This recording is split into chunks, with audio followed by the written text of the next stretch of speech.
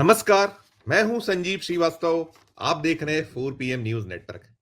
प्रधानमंत्री नरेंद्र मोदी जी ने कई बार सार्वजनिक मंचों पर यह कहा है कि उन्हें जो नेता डराते हैं, उनमें अरविंद केजरीवाल ऊपरी पायदान पर है। और बेशक बेशक अरविंद केजरीवाल की जो राजनीति करने का अंदाज है, वो भी मोदी से कम नहीं है। जिस तरीके के आक्षेप आरोप मोदी जी पे लगते हैं, कुछ उसी तरह के आरोपों में अरविंद केजरीवाल भी घिरे रहे हैं। और अरविंद केजरीवाल अब दिल्ली से रुखसत हो गए हैं।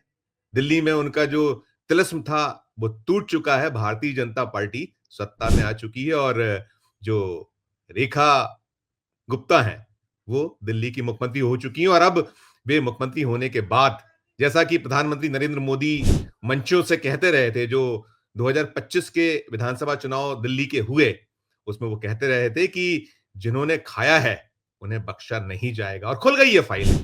पुरानी फाइलें खोलने का सिलसिला आरंभ हो चुका है।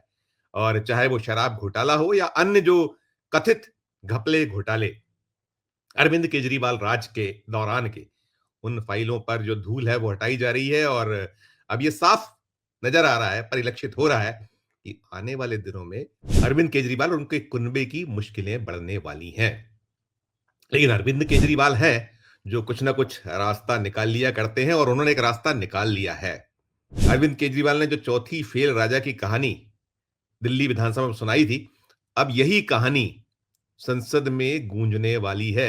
इस तरह के संकेत अरविंद केजरीवाल ने दे दिए हैं। पंजाब में एक विधानसभा सीट रिक्त हुई थी, और वो सीट जो गुरप्रीत सिंह गोगी, लुधियाना वेस्ट, ये 11 जनवरी को इनका निधन हुआ था, वो सीट रिक्त हो गई थी। उसके उपचुनाव ड्यू हो गए हैं। उपचुनाव को लेकर बिसात बिछ गई है पंजाब में। और पंजाब के रास्ते अरविंद केजरीवाल संसद में दस्तक दे सकते हैं, इसकी संभावनाएं, इसके संकेत साफ तौर पर उभर कर सामने आ गए हैं। ये जो सीट है लुधियाना वेस्ट, इस सीट के लिए जो उपचुनाव होने जा रहे हैं, उसके लिए संजीव अरोड़ा को टिकट दिया जाना, ये माना जा रहा है कि रास्ता अरविंद केजरीवाल के लिए साफ किया जा रहा है, और वो पंजाब के जरिए संसद में आने वाले हैं। संजीव अरोड़ा जो राज्यसभा में मेंबर हैं, अभी तो ये निकल कर आ रहा है कि फिलहाल वो इस्तीफा नहीं देंगे, लेकिन ये तय है कि वो चुनाव जीतें या हारें। उपचुनाव हालांकि जो सरकार जिसकी होती है, उसी के हाथों में अमूमन आता है। लेकिन जो हालात बदले हैं दिल्ली में, जिस तरीके से विदाई हुई है अरविंद केजरीवाल की, तो निश्चित निश्चित तौर पर जो पंजाब है, ये जो उपचुनाव है लुधियाना वेस्ट, जो संभावित है जुलाई महीने में, 11 जुलाई के पहले ये उपचुनाव हो जाना है, वहां इस सीट को भर दिया जाना है, क्योंकि 6 महीने का वक्त होता है। तो इन हालातों में ये मानकर चला जा रहा है कि कुछ दूसरा एडजस्टमेंट बाद में संजीव अरोड़ा के लिए किया जाएगा। अभी इस्तीफा देकर कहीं वो शो नहीं करना चाहता है, जो आप पार्टी है, दल है, नहीं करना चाहता है कि अरविंद केजरीवाल, जो कहीं न कहीं उन्हें जो पावर अब नहीं मिल पाया है, उम्मीद ये हो रही थी कि दिल्ली में धमाकेदार तरीके से आप पार्टी की वापसी हो जाएगी, लेकिन गाड़ी आकर टिक गई 22 सीटों पर। और जो स्थितियाँ हैं, इन स्थितियों के बीच अभी कुल 7 राज्यसभा सीटों पर आप पार्टी के जो सदस्य हैं राज्यसभा में, तो इन सीटों में फिलहाल तो कहीं से कहीं तक स्थितियां पैदा नहीं होनी थी। लेकिन ये जो रास्ता है, लुधियाना वेस्ट विधानसभा सीट जो रिक्त है, इस पर संजीव अरोड़ा को टिकट देना, यानी कि अब रास्ता साफ।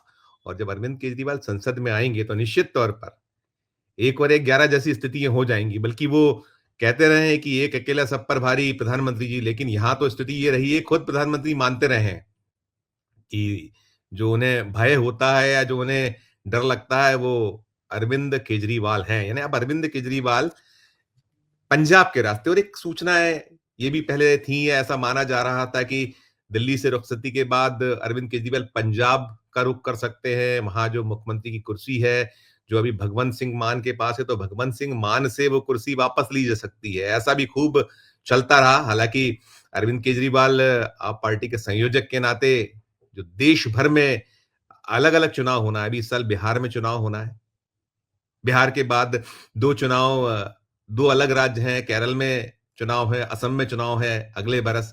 और भी विधानसभाओं के चुनाव हैं और इन सब के बीच जो राजनीति करनी है, इंडिया ब्लॉक से तो कहीं न कहीं ऐसा साफ हो गया है कि जिस तरीके से इंडिया ब्लॉक से हरियाणा चुनाव के बाद से खासकर कांग्रेस से जो ठनी है आप पार्टी की, वो छुपा हुआ नहीं और फिर दिल्ली में उसकी जो पूरी कसर थी, रही सही, वो हो गई है।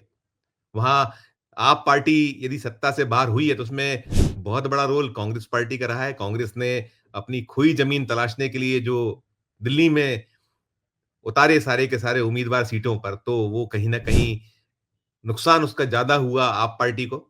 काफ़ी संख्या में सीटें जो हार-जीत हुई, उसमें रोल नज़र आया साफ तौर पर कि कई सीटें जो हारी है आप पार्टी, उसमें कांग्रेस का रोल रहा और जो कुछ हो रहा था, ये जो जब कांग्रेस दिल्ली विधानसभा चुनाव में ताल ठोक रही थी, तो जो रुख और रवैया इंडिया ब्लॉक के अन्य धड़े नेता दिखला रहे थे, चाहे वो ममता बनर्जी हों, अखिलेश यादव हों और भी जो धड़े में कुछ इस तरीके के नेतागण थे जो कहीं अरविंद केजरीवाल का साथ देते नजर आए थे। लेकिन जब चुनाव के नतीजे आए, तो चुनाव नतीजों के बाद से अब वैसी गूंज नहीं हो रही है।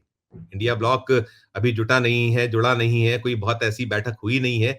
लेकिन कहीं न कहीं ये ज़रूर हो गया है कि जो राहुल गांधी जिस रास्ते चल रहे हैं, उस रास्ते को देख लेने के बाद, उनका दृढ़ निश्चय समझ लेने के बाद जो इंडिया ब्लॉक के धड़े थे, उनकी आवाज़ें बहुत सुनाई नहीं दे रही हैं और अब तो राहुल गांधी ताल ठोक चुके हैं कि पश्चिम बंगाल भी कांग्रेस जो है अपना जो खोई ज़मीन है वो हासिल करने के लिए तमाम कोशिश करेगी। यानी ममता बनर्जी को सीधी चुनौती दी हुई है उन्होंने।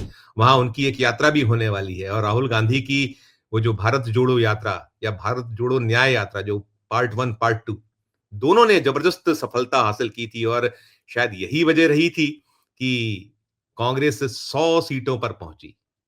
100 सीटें उसने संसद में पाकर बतलाया, दिखला दिया है कि वो जो जिस राह पर चल रही है, वो राह बिल्कुल सही है। राहुल गांधी जिस रास्ते चल रहे हैं और राहुल गांधी जो उनके अपने दल में कहीं न कहीं जो आरोप लगता है कि स्लीपर सेल्स हैं, स्लीपर सेल के खात्मे के लिए भी कोशिशों में जुटे दिख रहे हैं। वो अपने दल को कस भी रहे हैं और कहीं न कहीं जो उनका पूरा का पूरा ढाँचा है, उसमें भी बहुत अहम परिवर्तन उनके द्वारा किए गए। तो कुल मिलाकर वो अपनी जगह है, लेकिन अभी जो केजरीवाल यदि एंट्री करने जा रहे हैं पंजाब से, तो ये खबर ज़्यादा कहीं झटका देने वाली या ज़्यादा चिंता पैदा करने वाली बीजेपी के लिए और बीजेपी में भी जो उसके आका हैं, नरेंद्र मोदी जी। जिनको किसी भी अवसर पर केजरीवाल छोड़ते नहीं हैं। तो बेशक जब ऐसी स्थिति पैदा होगी या वो पहुँचते हैं राज्यसभा पंजाब के रास्ते, तो निश्चित तौर पर बहुत ज़्यादा कठिनाई में, मुश्किलों में नज़र आएँगे मोदी साहब क्योंकि अब एक बहुत बड़ा धड़ा हो गया है।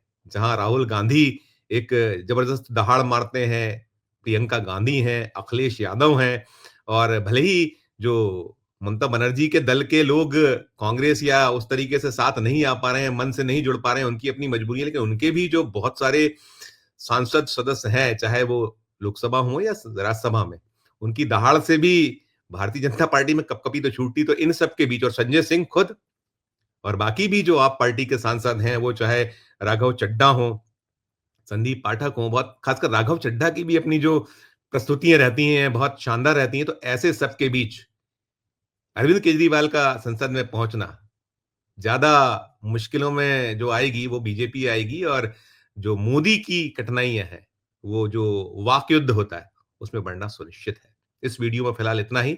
इससे जुड़ा जो भी अपडेट होगा कि आगे क्या कुछ मूव होते हैं, केजरीवाल क्या कुछ करते हैं, कब वहाँ इस्तीफा होता है जो संजीव अरोड़ा का, तो बहुत दूर देर बात नहीं है, फरवरी चल रहा है और जैसे ही चुनाव का ऐलान होगा, तो निश्चित तौर पर साफ हो जाएगा कि क्या कुछ निकल कर आ रहा है। इस खबर में इतना ही। हम फिर किसी नए विषय, किसी नए मुद्दे के साथ हाज़िर होंगे। क्या कुछ आपकी टिप्पणी है? केजरीवाल यदि संसद में पहुँचे तो मान के चलिए कि चौथी बेल राजा की कहानी सुनाई जाएगी और बाकी तो क्लास जो कुछ ले सकते हैं वो ली ही जाएगी। अपनी टिप्पणी कीजिएगा और अच्छी लगे हमारी खबर तो हमारे चैनल को लाइक कीजिएगा, सब्सक्राइब कीजिएगा, ज्वाइन का बटन ज़रूर दबाइएगा जिससे हमारी हौसला अफ़ज़ाई होगी। प्यार उसने बनाए रखिए और देखते रहिए 4 पीएम न्यूज़ नेटवर्क। धन्यवाद, नमस्कार।